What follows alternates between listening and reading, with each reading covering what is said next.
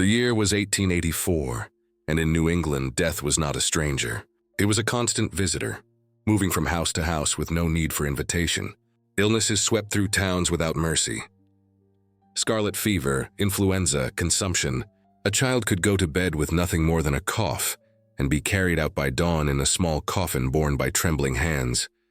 Families mourned, but they also adapted. For them, grief was not a private thing hidden in shadows. It was ritual. It was duty. And it was a way of holding on when the world insisted on tearing life away. One of the most unsettling and yet most beloved practices of the Victorian era was post-mortem photography. It was not unusual for entire families to gather in their parlor, dress their deceased child or parent in their finest clothes, arrange flowers, and summon the photographer. Heavy cameras were wheeled in, plates prepared, and in the silence of mourning, an image was captured. These were not considered grotesque. They were keepsakes, proof that the one who had departed had truly lived, had truly belonged, and would not be erased by the indifferent march of time. In parlors across the country, framed photographs of the dead stood proudly on mantels.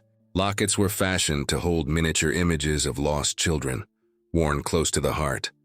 Visitors might glance uneasily, but to the families who bore the pain, such images were sacred treasures, the last chance to look upon a beloved face.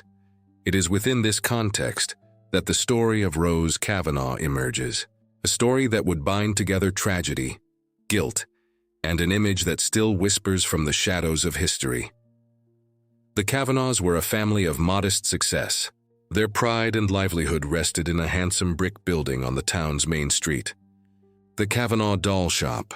Its wide front window was the first thing passers-by noticed, filled with neat rows of porcelain dolls dressed in velvet, lace, and silk. Their glass eyes gleamed under the lamplight.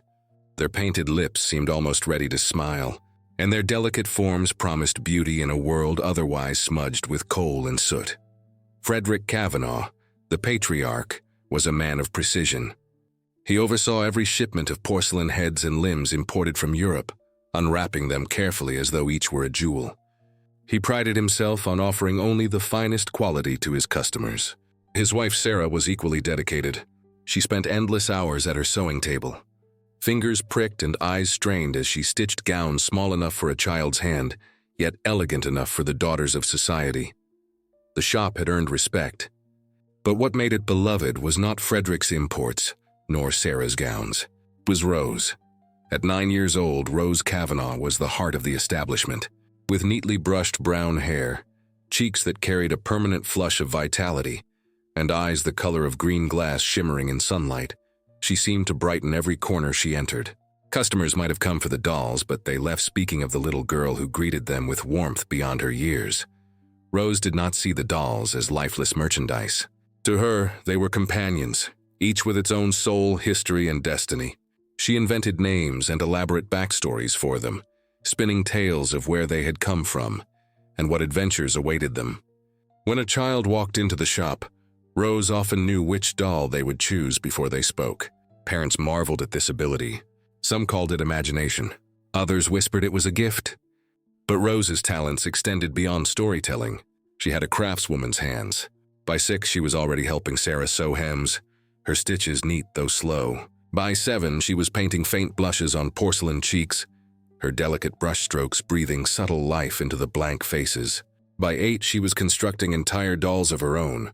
Each one bore a uniqueness that set it apart, as if Rose had quietly poured fragments of herself into their forms. Children adored her. Parents admired her, but Rose's compassion reached farther than anyone realized. Not far from the shop stood the town's orphanage, a looming structure of stone and iron, gray and cold, where dozens of children lived crammed into small rooms, clothed in garments too thin for winter, shod in shoes worn to their soles.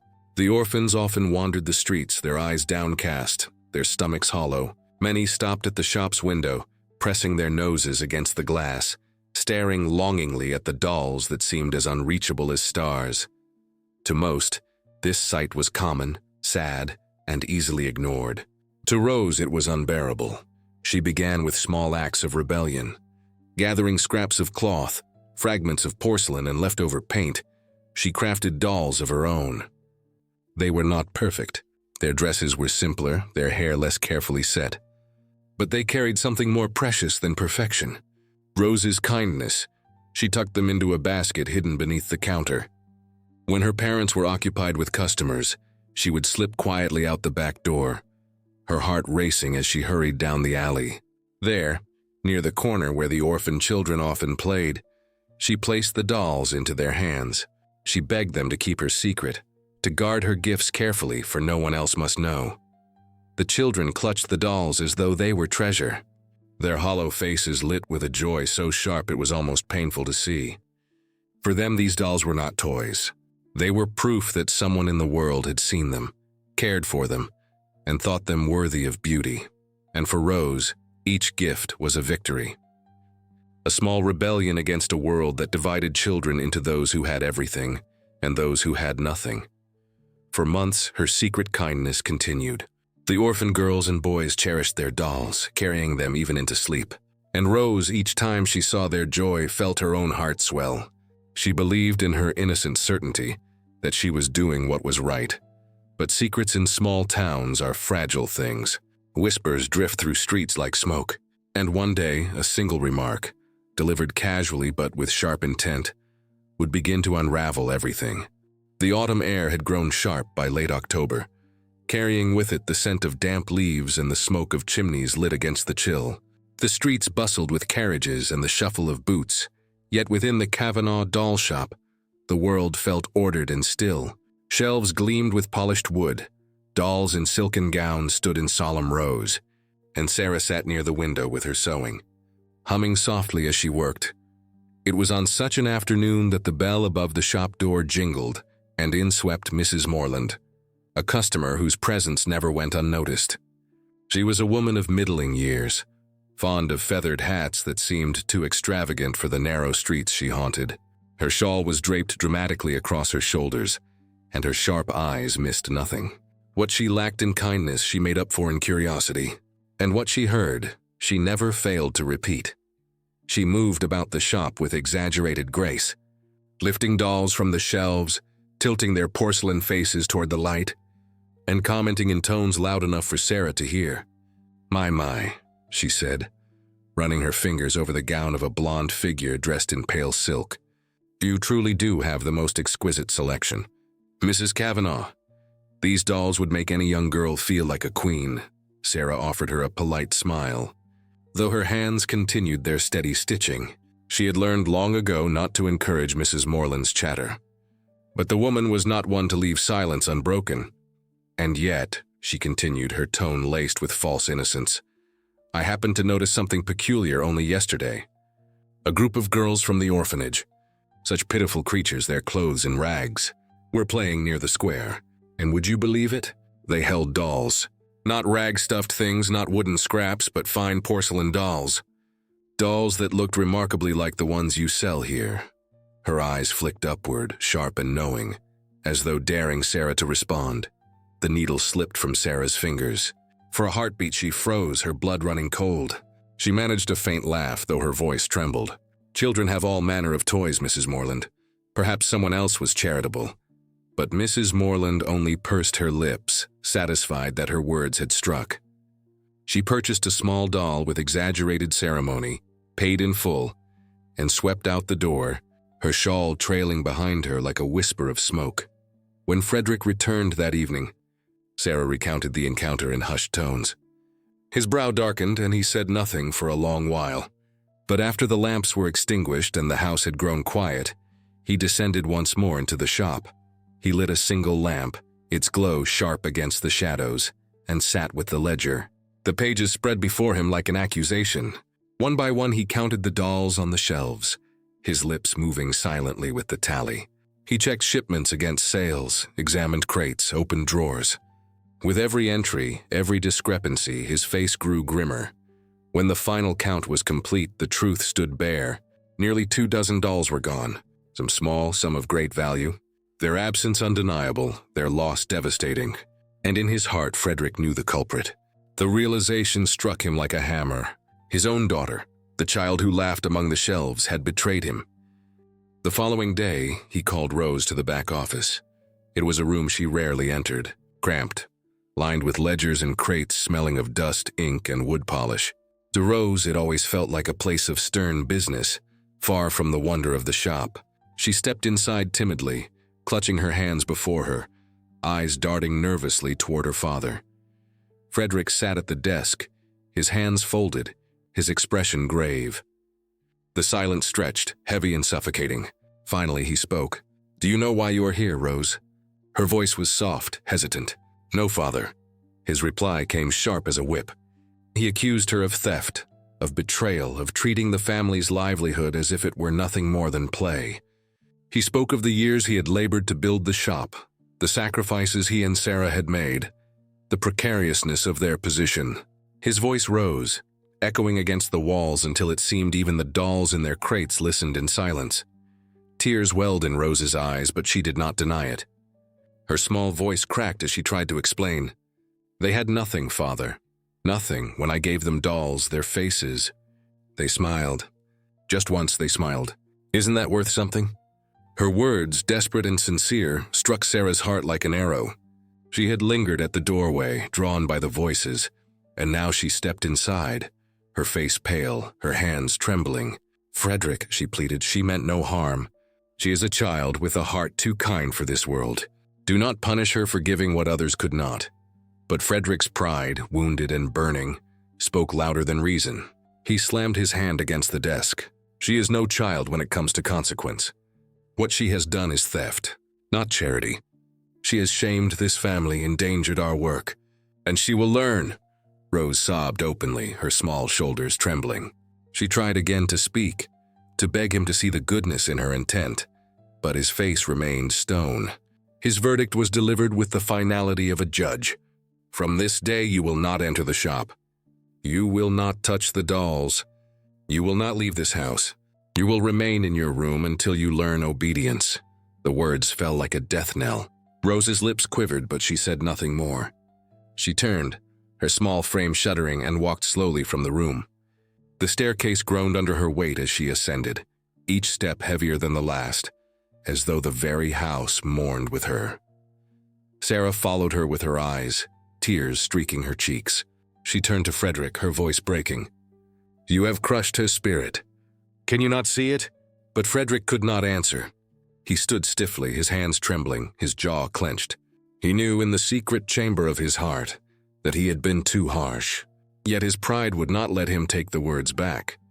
Upstairs, Rose entered her room, the wallpaper patterned with faded flowers, the small bed neatly made. She collapsed onto it, clutching her dolls to her chest.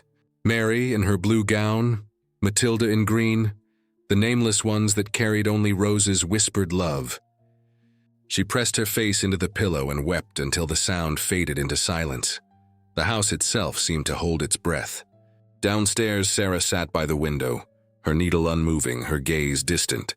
Frederick remained in his office, staring at the ledger without seeing a word.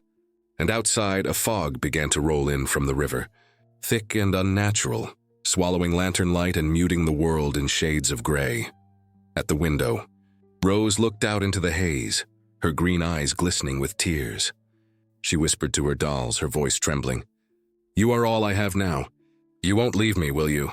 They stared back in silence, their glass eyes reflecting the faint lamplight. And in that silence, Rose found her only comfort. But the fog pressed closer, curling around the town, wrapping its arms around the Kavanaugh home. And within its embrace, the seeds of tragedy began to stir. The fog did not lift with the dawn. It clung to the streets like a shroud, dampening every sound, swallowing the lamps in its gray embrace. The Kavanaugh home stood silent beneath its veil, its windows faintly glowing with the light of lamps inside. Sarah rose early, her eyes red from a night without rest. She carried a tray of bread and warm milk up the narrow staircase, praying that Rose had found some peace in sleep. When she pushed open the bedroom door, her breath caught in her throat. The bed was empty, its sheets rumpled.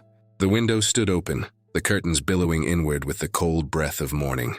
And the dolls, Mary, Matilda, the nameless two, were gone. The tray crashed to the floor, the milk spilling across the boards. Sarah's cry tore through the house like a knife. "Frederick, she's gone!"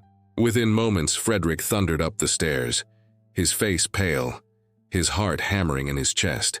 He scanned the room. The open window, the absence of his daughter, the missing dolls. His hands trembled as he gripped the frame of the bed. "No," he whispered, his voice hollow. "No, no, no." They searched the house first, tearing through every room, calling her name until their voices broke. When no answer came, they rushed into the street, shouting for neighbors, their desperation spilling into the fog. Doors opened, voices joined, and soon the town itself seemed to awaken to the horror. The beloved daughter of the doll shop, the girl with green eyes and laughter that had brightened every corner, was gone. The orphanage was the first place Sarah thought to run. She burst through its heavy doors, her skirts gathered in her hands, her voice trembling as she begged to see if Rose had come there. The matron shook her head sadly, assuring her no child had entered that morning. The orphans, wide-eyed, whispered among themselves, their voices carrying both fear and confusion. Frederick, meanwhile, scoured the alleys and barns, his boots echoing on the cobblestones. He called her name until his throat was raw, his mind tormenting him with visions of her wandering lost in the fog, clutching her dolls. Each unanswered call deepened the pit of guilt in his chest. Every harsh word he had spoken replayed like a curse he could not take back. By noon, the search had grown frantic. Lanterns were lit even though the sun had risen, for the fog dimmed the world into perpetual twilight. Groups of men spread into the fields, calling out, their voices muffled. Women clustered at corners, whispering prayers. Children clung to their mothers' skirts, sensing the weight of something terrible. It was late in the afternoon when a party reached the lake. Once it had been a place of laughter in summer, its waters alive with the splashing of children. But now it lay silent, still, the fog rolling across its surface like smoke from some hidden fire. The reeds swayed gently at the shoreline, their rustling the only sound. Near the muddy bank, someone spotted the footprints. Small, delicate impressions pressed into the damp earth, leading straight to the water's edge. "Here," a man cried, his voice cutting through the silence. Here, she was here. Sarah stumbled forward, her heart racing, her breath ragged. She fell to her knees, her fingers tracing the small prints as tears blurred her vision. "Rose," she sobbed.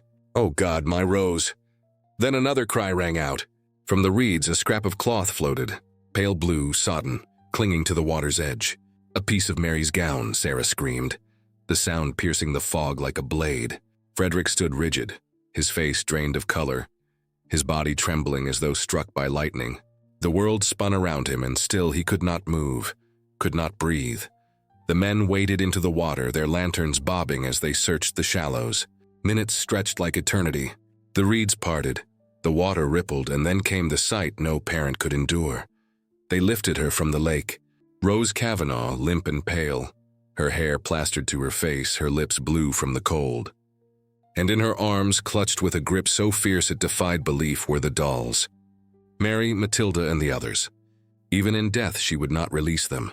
Sarah collapsed, her cries raking the air with raw agony. Frederick fell to his knees beside her, his eyes locked on the lifeless body of his daughter.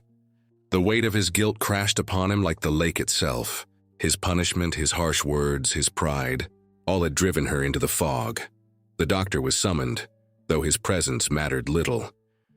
His verdict was swift, his voice grim. "Drowned," he said. "An accident," but the townspeople whispered. Rose knew that lake. She had played at its edge countless times. Why would she walk into it alone, in the thick of fog, carrying her dolls? Some said despair had driven her there, that the weight of her father's punishment had broken her spirit. Others whispered darker things, that the dolls themselves had called her, their glass eyes glinting with secrets only she could hear, pulling her into the depths. The Kavanaugh home became a tomb in the days that followed. Sarah drifted like a ghost through its rooms, clutching pieces of Rose's clothing, her cries echoing at night. Frederick sat in silence, his eyes vacant, his hands trembling whenever they touched the tools of his trade. He could not look at a doll without seeing his daughter's pale face in the water. Yet even in their grief, one decision remained to be made. Rose's body lay still, but her memory would not be allowed to fade. And so the Kavanaughs, like so many families of their time, turned to ritual.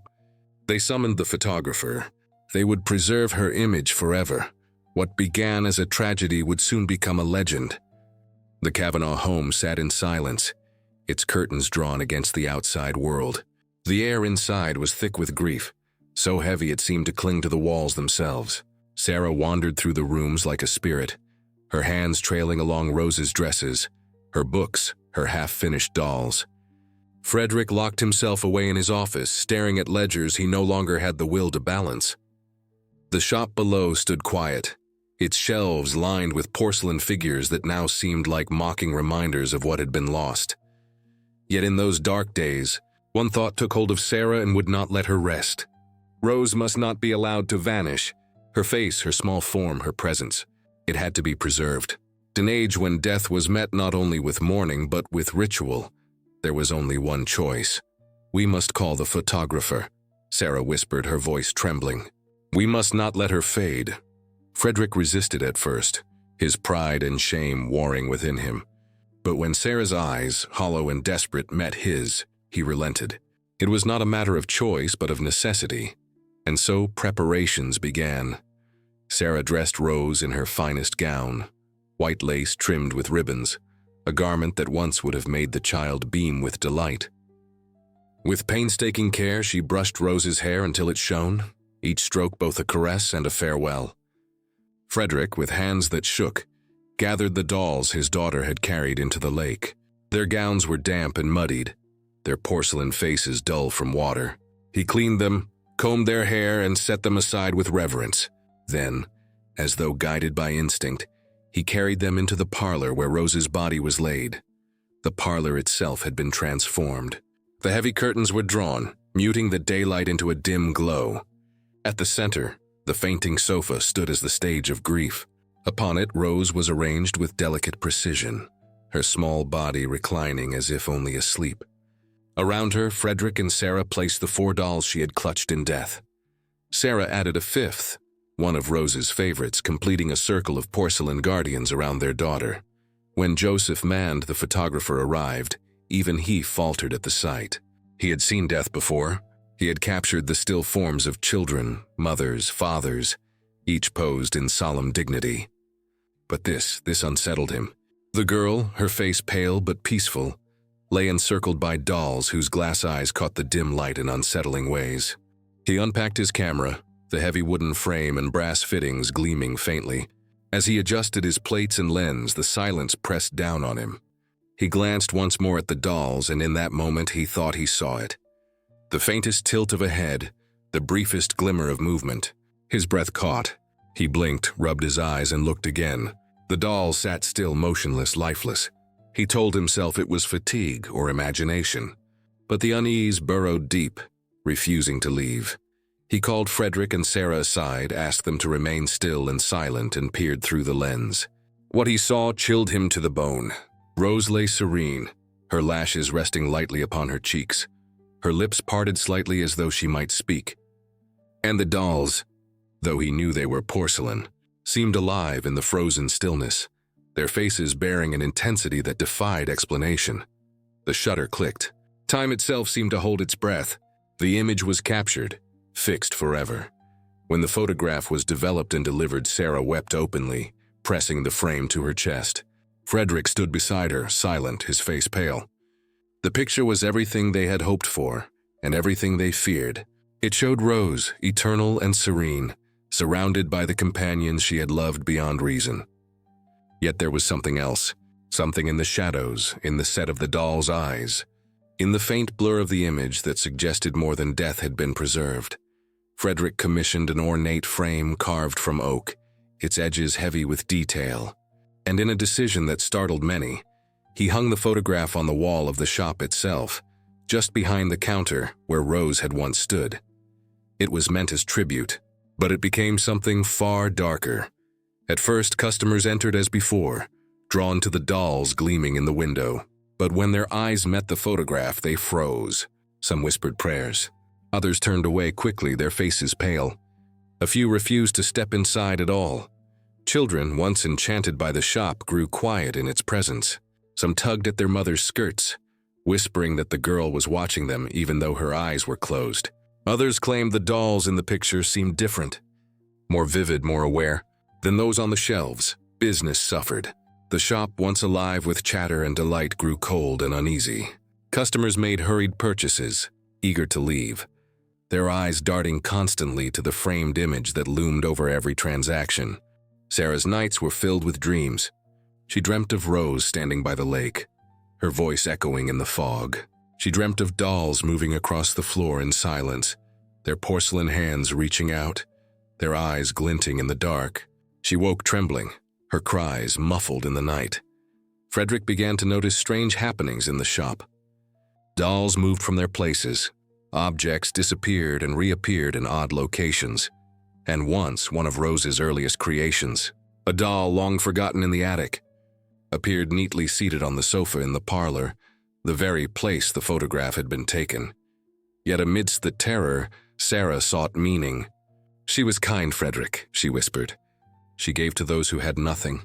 We must do the same. We must honor her." And so, month after month, the Kavanaughs carried boxes of dolls to the orphanage.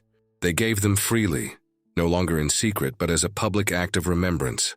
The children received them with joy, and the town, though uneasy about the photograph, began to see the family not as cursed, but as compassionate. The shop endured, not with prosperity, but with reverence. It became more shrine than business, and at its heart hung the photograph of Rose, a reminder of love, of tragedy, and of something that lingered beyond death. But for Frederick, peace never came. He stood often before the image, his lips moving in whispers. "Forgive me," he would say, his voice breaking. "Forgive me, Rose." And sometimes, when the lamps were low and the shop was silent, he thought he heard a reply. The photograph did not remain a simple memorial. It became the center of everything. It was the first thing customers noticed upon entering the shop, the last thing they looked at when they turned to leave. Its presence loomed over every sale, every conversation, every whispered rumor that drifted through the town. The Kavanaugh doll shop was no longer just a place of commerce. It had become a shrine, haunted by both devotion and dread. Sarah clung to the image as though it were Rose herself. She dusted the frame daily, polished the glass until it shone, and often stood before it for long stretches, whispering softly as though confiding in her daughter. For her it was comfort. Unbearable, yes, but also necessary. Without it, she feared the memory of Rose would dissolve into the silence of the grave. For Frederick, however, the photograph was torment. Each time his eyes met Rose's face in that frozen stillness, he felt the crushing weight of guilt. He saw not peace but accusation. His words, his punishment, his pride, they had driven her into the fog. And now her presence lingered in the shop, staring down at him with eyes forever closed yet more piercing than sight itself. Yet the photograph remained. Customers whispered, business faltered, but still it hung there, immovable as grief itself. In time, life attempted to continue. Sarah, frail but determined, bore another child, a son, John. His birth did not erase their sorrow, but it softened it in places, creating small spaces where joy could return. They told John of his sister, of her kindness, of her laughter. He grew up beneath Rose's photograph, learning to live not in fear of it, but in quiet reverence. To him, the girl in the frame was not a ghost, but a guardian. He played among the shelves of dolls without unease, glancing at the photograph as though acknowledging an older sister watching over him. The shop endured through the years, though never with its former prosperity. Many avoided it, unsettled by its air of mourning, while others came drawn not to buy but to see. They whispered of the girl who had drowned with her dolls, of the image that seemed too vivid, too alive. Some claimed the dolls in the photograph shifted subtly when one looked too long. Others swore they saw the faintest smile flicker across Rose's lips, a change so fleeting it could not be proven. By the turn of the century, the tale of the Kavanaugh doll shop had spread beyond the town. Travelers passed through, curious to see the haunted photograph. Some left unsettled, others fascinated, but all carried the weight of its legend with them. The story grew, twisted and transformed with each retelling, yet its core remained. A child, her dolls, and a photograph that defied time. When Frederick died in 1912, his final request shocked even his family. He asked to be buried with a small copy of the photograph pressed into his pocket. He wanted, he said, to carry Rose with him into the grave. Sarah followed him 2 years later, laid to rest beside both husband and daughter. Flowers appeared on Rose's grave long after their deaths, though no one ever admitted to placing them. Some said it was John, others whispered it was something else. The shop left to John limped forward into a new era. He tried to modernize, adding toys beyond dolls, but the photograph remained where it had always been. Customers came still, though not for purchases alone. They came to see the face in the frame, to feel the air of sorrow that lingered in the walls. Some left crosses behind, others whispers of prayers, as if they had visited not a shop but a tomb. Eventually, the rise of larger stores in nearby cities spelled the end for the Kavanaugh doll shop. Its doors closed, its shelves emptied, and yet the building did not shed its past. Tenants who moved in afterward spoke of odd happenings. Footsteps creaked on the upper floor when no one was there. A child's laughter rang faintly through empty rooms. Curtains swayed, though windows were shut tight. More than one swore they saw a girl in a lace dress standing at the second-floor window, her green eyes catching the light even in the gloom. The photograph itself did not vanish.